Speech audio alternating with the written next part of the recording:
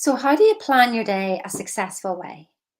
Listen, we've all heard of this before. So, before you clear off, this might be of some importance to you if I've caught your attention already. Yeah, it's not the normal planning. I know the best way to do is to write the 6 things down before you go to sleep and then do them the next day. Do the big ones first, do the hard ones first. So then everything is dead easy, right? We've got that. I mean, whether you do it or not is like another matter, but it all sounds a bit too systematic and mechanical for me. And yeah, I'm not all about that. You know what? I absolutely used to drive my manager mad whenever I was a medical rep. And he would actually say, for goodness sake, note to self, don't let Sheena think for too long. So, hands up if you're sick of thinking. So, listen, here we go. The best way to plan your day. How do you normally go to bed at night time? Might seem a bit of a silly question when we're talking about planning, but how do you go to bed at night time? What thoughts are going around in your mind? I have to do this, I have to do that, I have to do the other. Oh my goodness, I didn't get this done, I didn't get that done, I didn't get the other done. And then you fall asleep. And then you get up in the morning and you have the same thoughts over and over and over again. Am I right? Who's experienced that? Yeah. So, what can we do about that? Well, here's the thing. Here's a great saying. The more you do, the more there is to be done. When there's nothing to be done, there's nothing left to be done. Now let's just feel into the energy of that. So when you do, it's like, what's next? What's next? What's next? It's very anxious, really. I mean, I used to think it was just hyperactivity, but I didn't realize that I was actually covering a load of anxiety. Didn't notice that. Miss Positivity number one was actually full of anxiety, but because I kept myself busy and hyperactive, it was seen as, oh, look at that. But it was just not quite the energy.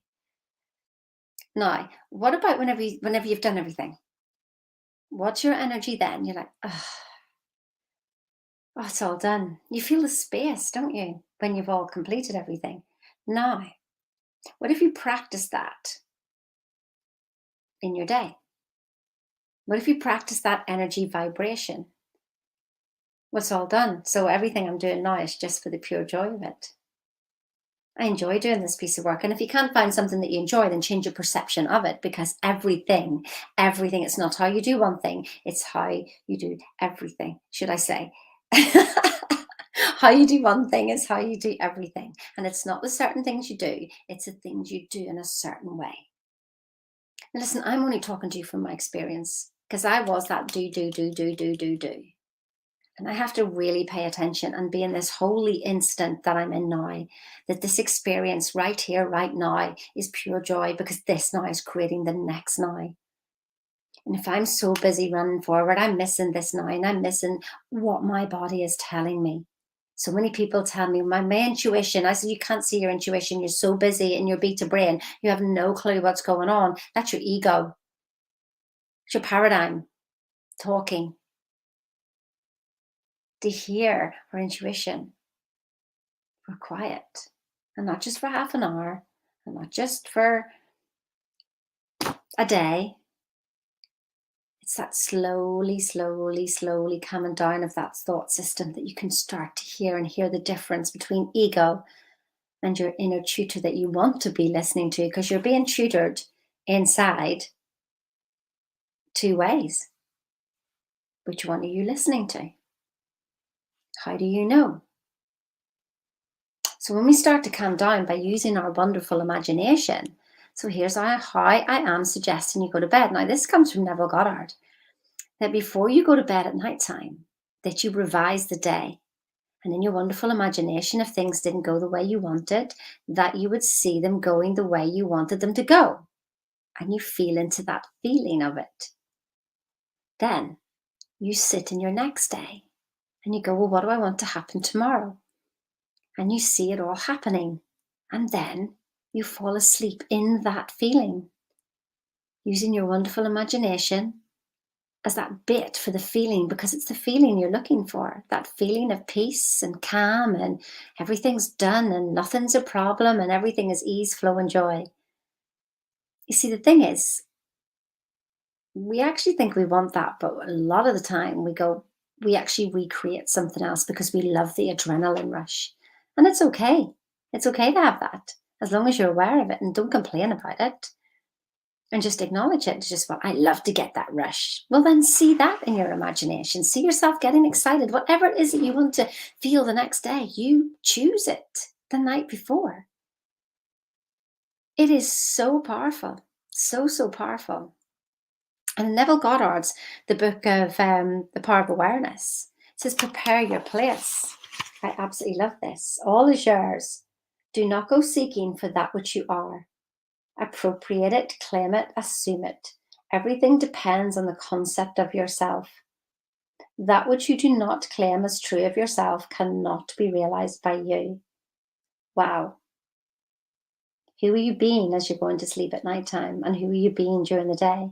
This is all in your planning. But we tend to do it as notes and mechanical. And I'm suggesting, just a suggestion, that you start off in your wonderful imagination and you start off feeling your way into your day rather than doing your way into your day. You'll find things go a lot easier. And if you say, well, Sheena, I tried it, and you try it for one night, 2 nights, maybe even 3 nights, nothing changes. Well, you know what? Bob told me to do it for 90 days. Tell me then after 90 days. And you know what? If you say it doesn't work, I won't believe you because I know this works.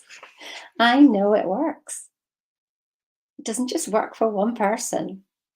It doesn't just work for one person.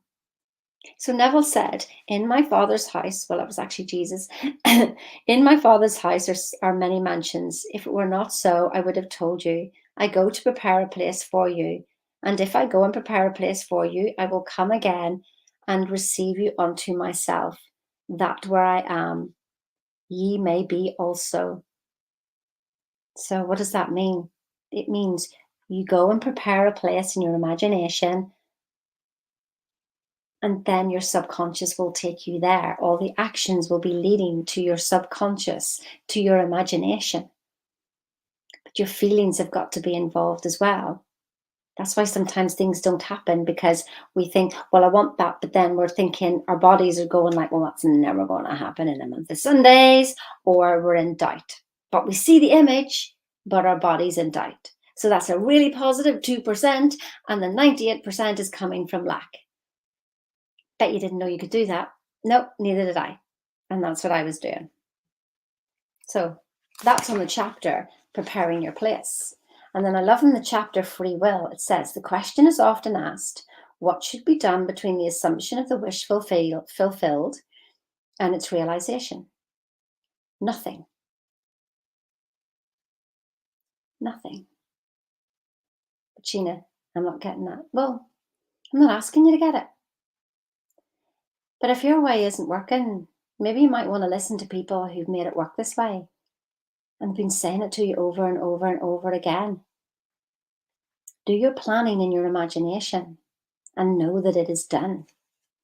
Because that knowing it's done is an assumption. So what are you assuming? You're assuming that you have to work really hard to get something. Oh my goodness, that energy is so exhausting. So exhausting, and all it is fighting yourself. Don't fight for what is already yours. If you see it, it is yours. It cannot be any other way. If you see yourself with it, it's not something just popped into your mind and you thought, oh, it'd be really good to go and travel on a yacht. Oh, wow. Oh, well, that will never happen. Boom. Just shut it right down. And maybe it won't happen the next day, but maybe 6 months later, maybe a year later, you find yourself on a yacht and you just go, oh my God. It happened to me.